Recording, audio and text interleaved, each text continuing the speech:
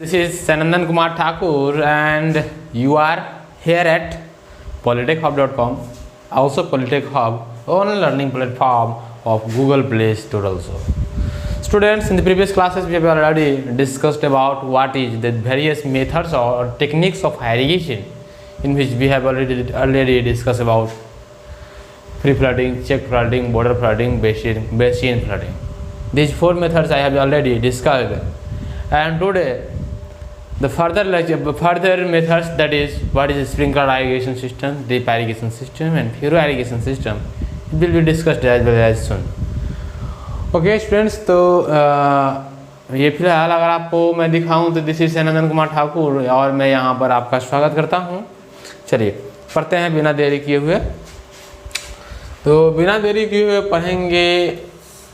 आजा, this is furrow irrigation. क्या students furrow irrigation है? तो स्टूडेंट्स पहले तो आप ये समझिए कि ये फ्यूरो जो होता है वो क्या होता है। तो आपको समझ में आना चाहिए कि जो फ्यूरो हम लोग कभी भी वर्ड यूज़ करते हैं, तो फ्यूरो वर्ड कहने का तात्पर्य कुछ बातों से होती है। जैसे कि अगर मैं यहाँ फ्यूरो कहूँगा तो उसके कहने का मतलब ये होता है कि ज़मीन के अंदर है ना आर्टिफिशियली मेड एक प्रकार का ये होगा ज़मीन के अंदर आर्टिफिशियली मेड एक प्रकार का डिप्रेशन होगा। इस आप लोग देखते होंगे जो आलू का पौधा होता है, आलू का पौधा का जो खेत का जब आप स्ट्रक्चर देखते हो तो आलू पर हम लोग मिट्टी चढ़ाते हैं ऐसे ऐसे ऐसे ऐसे। एंड हेयर यहाँ पर जो होता है स्टूडेंट्स, यहाँ पर जो होता है यहाँ पर आपका पौधा लगा होता है, ठीक है, यहाँ पर आपका पौधा लगा होता है। फिर इसी प्रकार से इसको आगे बढ़ा दीजिए, इसको आगे बढ़ा दीजिए, इसको आगे बढ़ा दीजिए, यहाँ पर आपका पौधा लगा होता है, ठीक है।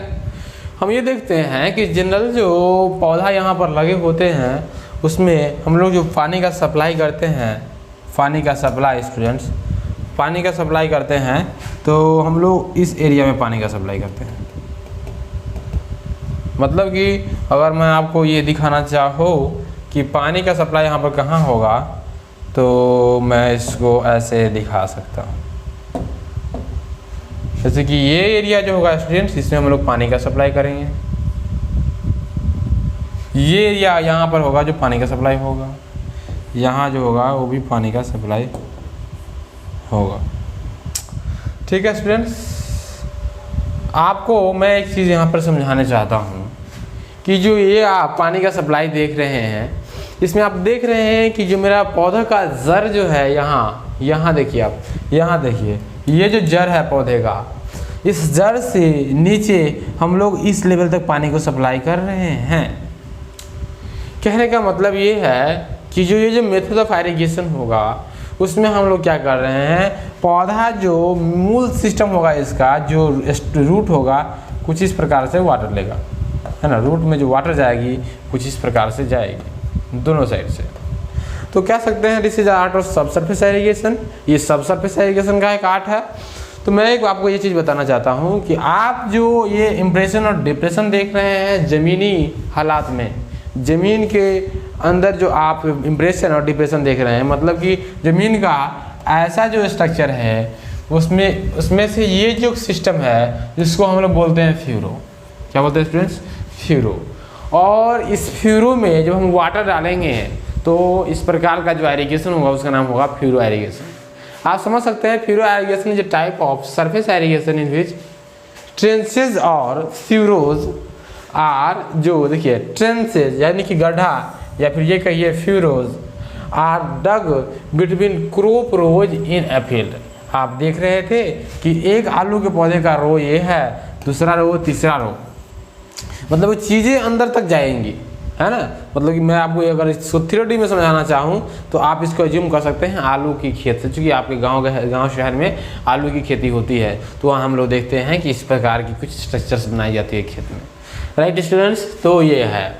उसके बाद are dug between crop rows in a field, farmers throws water flow water down the furrows. आप यहाँ पर देख रहे हैं ये जो फ्यूरो है, इस यहाँ पर हम लोग फार्मर जो होते हैं वो वाटर को फ्लो करवाते हैं।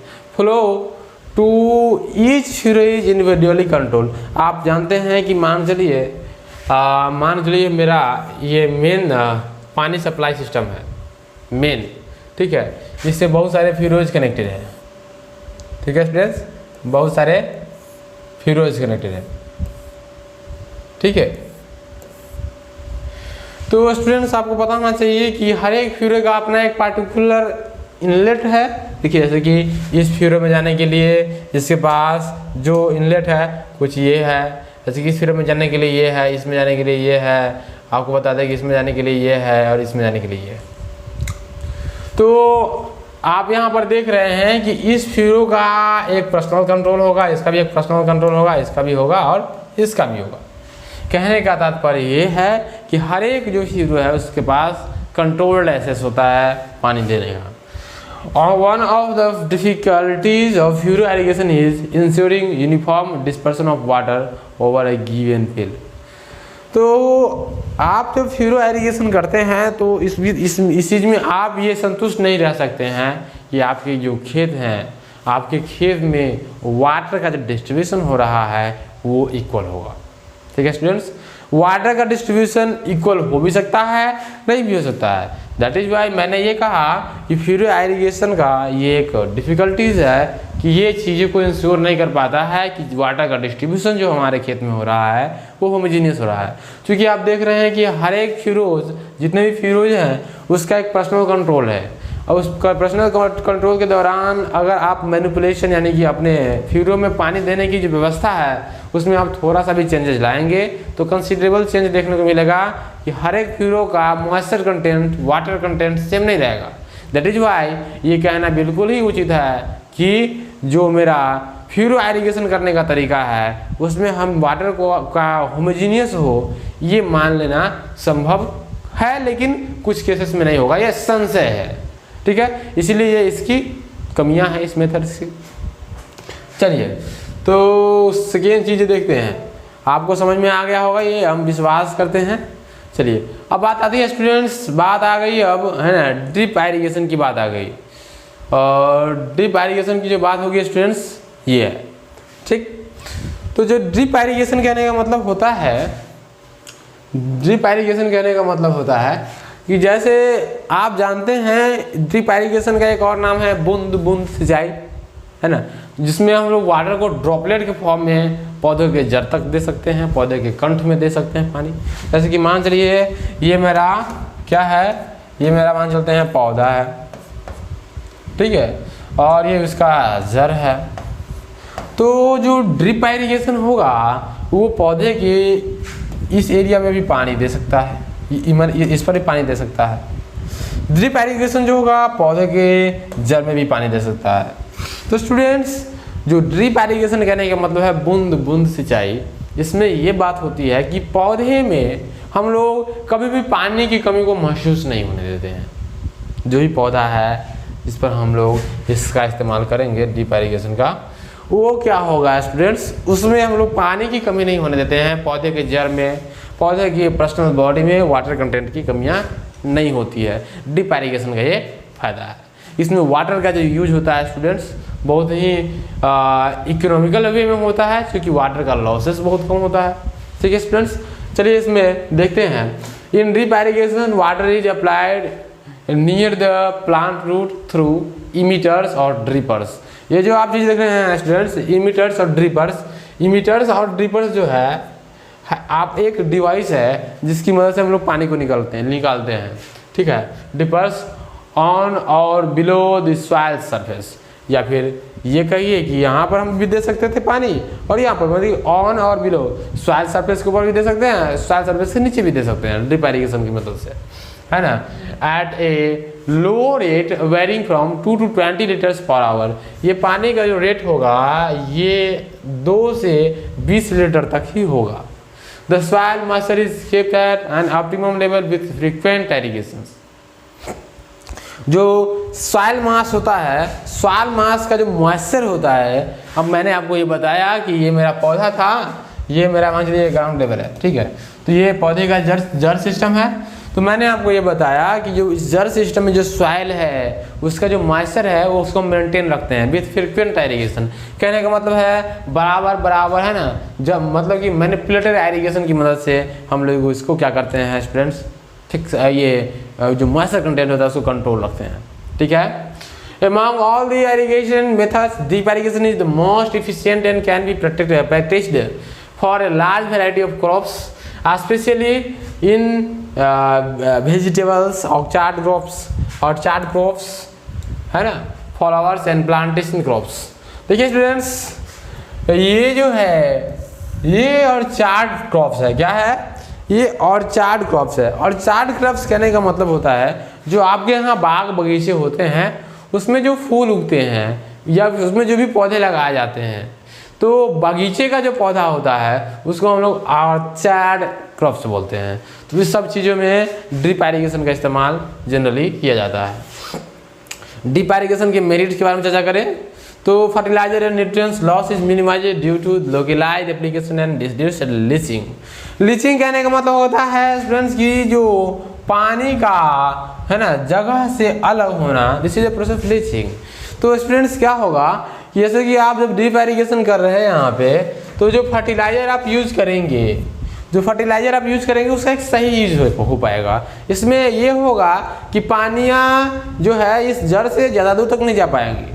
हो सकता है कि ये जो आप देख रहे हैं ये पूरा entire system of the roots, आपको इसमें एक चीज़ दिख रहा होगा कि अगर पानी इतना दूर में रहता है तो मेरे जड़ के पास, मेरे जो पौधे की तना ये रूट्स है उसके पास ये कैपेसिटी है कि इस पानी को ये क्या कर सकता है ना, अवशोषित कर सकता है, ऑब्जर्व कर सकता है, उसका फ़ायदा उठा सकता है। लेकिन अगर ये पानी अगर मान चलिए यहाँ चला है तो इसके, है ना, बेनिफिशियल जोन से अलग हो जा रहा है, मतलब कि इसके पास इतना कैपेसिटी नहीं है कि इस पानी को ले ले।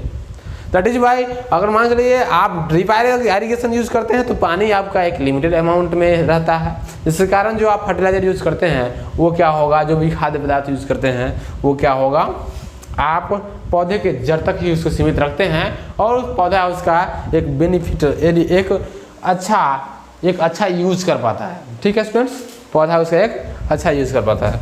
तो आपको ये बात क्लियर हो गया होगा। चलिए, field levelling is not necessary. Drip irrigation में मेरा फील्ड ऐसा भी है, एक पौधा यहाँ है, एक पौधा यहाँ है, तो ये जरूरी नहीं है कि हम जो ड्रिप इरिगेशन यूज करेंगे तो ये जो पौधा है, ठीक है, और ये जो पौधा है, ठीक है स्टूडेंट्स, तो इसके भी जड़ में हम लोग पर्सनल पानी दे सकते हैं, इसके भी जड़ में पर्सनल पानी दे सकते हैं। बॉडी का जो मेरा ज़मीन है उसका अंडुलेशन क्या है, लेवल क्या है, उससे कोई बहस नहीं होती है ड्रिप इरिगेशन में। तो अब बात को समझ में आ गया होगा आपको, है ना। सॉइल इरोजन एंड, है ना, soil erosion and weed growth is legend, है ना। सॉइल इरोजन कहने का मतलब ये होता है कि आप सॉइल इरोजन का मतलब ये समझिए कि जो मिट्टी की कटाई होती है हम उसको सॉइल इरोजन बोलते हैं। आप लोग सॉइल मैकेनिक्स में, है ना, अच्छे से पढ़े होंगे, नहीं पढ़े होंगे तो फिर भी जान लीजिए, मिट्टी की जो कटाई होती है उसको हम लोग सॉइल इरोजन बोलते हैं। तो जब ड्रिप इरिगेशन करेंगे तो पानी की मात्रा कम यूज करेंगे तो सॉइल इरोजन कम होगा। नेक्स्ट बात है demerits. Initial cost can be more, wastage of water, time, है ना, and harvest if not installed properly. अगर आप इसको अच्छा से इंस्टॉल नहीं करेंगे तो जो पाइप सिस्टम होता है इसका, उसमें बहुत सारा वाटर का वेस्ट हो सकता है ना। और इसीलिए ड्रिप इरिगेशन में जो हम लोग ड्रिप तंत्र लगाते हैं तो उसमें वाटर का जो सिस्टम होगा उसको हम लोग बहुत ही एक स्किल्ड वे में सेट करते हैं ताकि वाटर पर कंट्रोल अच्छा हो पाए। तो ये बातें थी स्टूडेंट्स। तो आप लोग जान रहे हैं कि मैं प्रत्येक पौधे पर ड्रिप एक ड्रॉपलेट के रूप में वाटर दे रहा हूँ। इसका मतलब ये है कि जो प्रत्येक जो पौधा होगा उसके लिए हमको एक अलग अलग, है ना, उसके लिए ऑरिफिसेस बनाना पड़ेगा, अलग अलग उसका आउटलेट बनाना पड़ेगा। मतलब कि अगर ये पाइप, एक पाइप मैं यूज़ करता हूँ, ये पाइप अगर यहाँ एक पौधा है तो इसके लिए अलग आउटलेट बनाना पड़ेगा, यहाँ एक पौधा है तो अलग आउटलेट बनाना पड़ेगा। तो मतलब ये है कि यहाँ पर बहुत ज़्यादा स्किल लेबर की ज़रूरत होगी, स्किल्ड फार्मर की ज़रूरत होगी। नॉन स्किल्ड फार्मर इसको यूज नहीं कर सकता है स्टूडेंट्स। ठीक है, तो आपको ये समझ में आया होगा। आप लोग इसको, है ना, राइट डाउन करते चलेंगे तो बेहतर रहेगा। अब बात आती है स्टूडेंट्स स्प्रिंकलर इरिगेशन की। स्प्रिंकलर इरिगेशन की बात आती है कि आखिरकार ये स्प्रिंकलर इरिगेशन होता क्या है। तो आप लोगों में से बहुते ने ये बात जाना होगा कि जो आपका घर है, आपके घर के आसपास बहुत सारे जो पेड़ पौधे उगाए जाते हैं उसमें हम लोग स्प्रे करते हैं ना वाटर का। तो वो जो स्प्रे होता है वो उस प्रकार का जो हम लोग वाटर देते हैं जब पौधे को, क्रॉप्स को, तो क्या होगा, उस प्रकार का जो इरिगेशन होगा उसको हम लोग बोलेंगे स्प्रिंकलर इरिगेशन। ठीक है स्टूडेंट्स, तो आप ये बताइए, थोड़ा सा दिमाग लगाइए कि जो स्प्रिंकलर इरिगेशन होगा उसमें जो हमारा पौधा होगा उसमें जो वाटर का सिस्टम होगा क्या वाइंड से इफेक्टेड होगा। कहने का मतलब है जब ज़्यादा तेज बारिश हवाएं चल रही होती है तो उस केस में हम लोग स्प्रेइंग को प्रेफर नहीं करते हैं, क्योंकि हवाएं में मेरा जो वाटर ड्रॉपलेट्स उड़ता है वो उड़ जाएगा। जैसे कि सपोज करो आप स्प्रे कर रहे हो और हवाएं बहुत तेज चल गई तो क्या होगा, आप जिस जगह पे स्प्रे करना चाहोगे उस जगह पे स्प्रे नहीं होगा, क्योंकि आप जो स्प्रे करते हो तो उसमें जो हम लोग वाटर निकालते हैं स्प्रे के दौरान, स्प्रे नोजल से जो वाटर निकलता है वो बहुत ही स्मॉलर फॉर्म में होता है, स्मॉलर ड्रॉपलेट्स में होता है, जो कि हवा के साथ आसानी से उड़ सकता है, आसानी से बह सकता है हवा के साथ, उसमें कोई दुहाई की बात नहीं है। तो स्टूडेंट्स क्या होगा कि स्प्रे करते समय हमें ये बात ध्यान रखनी चाहिए कि जो ज़्यादा वाइंड नहीं होना चाहिए, और इस प्रकार का जो टेक्निक होता है उसको हम लोग बोलते हैं स्प्रिंकलर इरिगेशन सिस्टम। फिलहाल मैं लिखा क्या हूँ इसके बारे में, क्योंकि आप लोगों को लिखना भी जरूरी है, इसको आप लोग देख लीजिए। तो मैं इसके बारे में लिखा हूँ, in this method water is spread into the air and allowed to fall on the ground surface somewhat resembling rainfall। ये जो स्टूडेंट्स आप देख रहे हैं somewhat resembling rainfall, तो ये जो स्टूडेंट्स आप लोग इसको बढ़िया से देखिए। रिजेंबलिंग कहने का मतलब होता है प्रतीत होना, है ना, क्या होता है, प्रतीत होना। तो रिजेंबलिंग कहने का मतलब होता है प्रतीत होना। तो ये जो स्प्रेइंग सिस्टम होगा एज ए पता चलता रहता है कि बारिश ही हो रहा है, ऐसा ये प्रतीत होता है। ठीक है, the spray is developed by the flow of water under pressure through small orifices और नोजल्स, है ना। मैंने आपको बताया कि जो स्प्रे सिस्टम होता है, मान चलिए ये स्प्रे नोजल है जिसमें से यहाँ से पानी निकलती है, तो ये जो हम बोलते हैं इसको, ये बोलते हैं स्प्रे नोजल है, और जो भी स्प्रेइंग मशीन का पार्टिकल होगा, कंपोनेंट पार्ट होगा, वो ये होगा। स्टूडेंट्स बात ये समझ में आ गई है। चलिए, तो स्प्रे नोजल हो गया। The sprinkler irrigation system is very suitable method for irrigation on uneven lands and on shallow soils. तो ये स्टूडेंट्स पता है, आपको पता है चलना चाहिए कि जो अनइवन लैंड्स होगा, अनइवन लैंड्स कहने का मतलब ये हुआ कि जो इरिगेशन आप यूज कर रहे हैं, जिस जगह पर आपने पौधा उगाया है उस जगह का जो अंडोलेशन सिस्टम है, लेवलिंग सिस्टम है, ठीक नहीं है, तो उस केस में भी इसका इस्तेमाल आप बहुत एफिशिएंट वे में कर सकते हैं। उसमें आपको ज़्यादा परेशानी का सामना नहीं करना पड़ेगा, और ये पौधा का भी जो होगा उसको फायदा मिल जाएगा। स्टूडेंट मैंने आपको बताया था कि जब मैं ऐसा इरिगेशन पढ़ाया था तो मैंने 3 टाइप का इरिगेशन पढ़ाया था। ओवरहेड इरिगेशन भी इसमें एक था। तो ओवरहेड इरिगेशन है कुछ इसी प्रकार का था जिसमें हम लोग पौधे के हेड के ऊपर हम लोग वाटर अप्लाई करते थे। तो इसीलिए जो ये सिस्टम होगा उसको हम लोग बोलेंगे ओवरहेड इरिगेशन। किसको? ये स्प्रिंकलर इरिगेशन एक ओवरहेड इरिगेशन करने का टेक्निक है स्टूडेंट्स। क्या है? ओवरहेड इरिगेशन करने का एक टेक्निक है स्प्रिंकलर इरिगेशन। ठीक है, आपको ये चीज़ समझ में आ गया होगा। चलिए, nearly all crops are suitable for sprinkler irrigation system except crops like paddy, है ना, धान, क्या बोलते हैं, पैडी, जूट एक्सेट्रा। पैडी यानी कि धान वगैरह में हम लोग स्प्रिंकलर इरिगेशन का यूज नहीं करते हैं। इसका कारण ये है कि धान के तने में पानी की जरूरत नहीं होती है, उसके जड़ में पानी की जरूरत होती है, इसलिए हम लोग स्प्रिंकलर सिस्टम का यूज इसमें ज़्यादा नहीं करते हैं। These dry crops, vegetables, flowering crops orchard plantation crops like tea, coffee are all suitable and can be irrigated through sprinklers. Sprinklers के मतलब स्प्रे करने के बाद करके हम लोग, है ना, जो चाय वगैरह है, प्लांटेशन क्रॉप्स है, उसको हम लोग इरिगेशन कर सकते हैं। मेरिट्स का क्या है? Suitable to all types of soil except heavy clay, है ना, वाटर सेविंग, है ना, इंक्रीज इन यील्ड। देखिए स्टूडेंट्स, आपको यहाँ पर पता चल रहा है वाटर सेविंग इसमें होता है ना, पौधे की पैदावार में वृद्धि होती है, saves land and no burns etcetera. जो मेरा लैंड होता है उसको भी ये बचाता है, उसमें किसी प्रकार का कोई भी बंडिंग की जरूरत नहीं है। बंड कहने का मतलब होता है कि जो आपका जो प्लेन खेत था, फील्ड था, उसमें जो आप किसी प्रकार का मेड़ बनाते हैं तो इसको हम लोग बोलते हैं बंड्स। क्या बोलते हैं? बंड्स। आप अपने गांव का जो आरी होता है, आरी कहने का मतलब दो खेत के बीच में जो बाउंड्री लाइन होता है आपके गांव में, वो एक उसको मेड़ भी बोल सकते हैं आप, या फिर ये कहिए कि उसको लेवीज भी कहते हैं, है ना। तो वही चीज़ जो होगा उसको हम लोग बंड भी कहेंगे। बंड एक प्रकार का, है ना, इम्प्रेशन स्ट्रक्चर होता है जो कि ऊपर मतलब कि उभरा हुआ रहता है। जैसे कि मान सकते हैं ना, जैसे कि मान लीजिए ये खेत इरिगेट कर रहे हैं, है ना, ये खेत इरिगेट कर रहे हैं, मान लीजिए मैं वाटर सप्लाई यहाँ से दे रहा हूँ और देख रहा हूँ कि वाटर सप्लाई दे रहा हूँ तो खेत का जो सिस्टम है वो ये जो एरिया है इसमें पूरा वाटर जा रहा है, इधर जा ही नहीं रहा है। तो हम लोग क्या करते हैं, यहाँ से यहाँ इसको घेर देते हैं और यहाँ से यहाँ घेर देते हैं तो वाटर जब है इधर चला जाएगा। तो इसको जो बोलते हैं हम लोग स्टूडेंट्स बंड्स बोलते हैं। क्या बोलते हैं? बंड्स। तो आपको ये पता चल रहा होगा कि इसको हम लोग बंड्स बोलेंगे। तो अब ये बताइए, जब हम इसमें वाटर सरफेस पर देंगे तब ना बंड्स, तब नहीं इसकी जरूरत पड़ेगी बंड्स की। जब हम वाटर हेडे पर दे देंगे तो क्या बंड्स की जरूरत पड़ेगी। इसलिए स्टूडेंट्स ये जो स्प्रिंकलर इरिगेशन सिस्टम है इसमें किसी प्रकार के बंड्स की जरूरत नहीं होती है। डिमेरिट्स इसका क्या है? Higher initial cost under high wind conditions and high temperature distribution and application efficiency is poor. आपको मैंने बताया कि एप्लीकेशन एफिशिएंसी इससे खराब हो जाएगा तब जब हाई वाइंड प्रेशर रहेगा। तो स्टूडेंट्स ये सब चीज़ मतलब कि वाइंड में अगर हाई स्पीड रहेगा तो स्टूडेंट्स ये सब चीज़ आपको क्लियर है।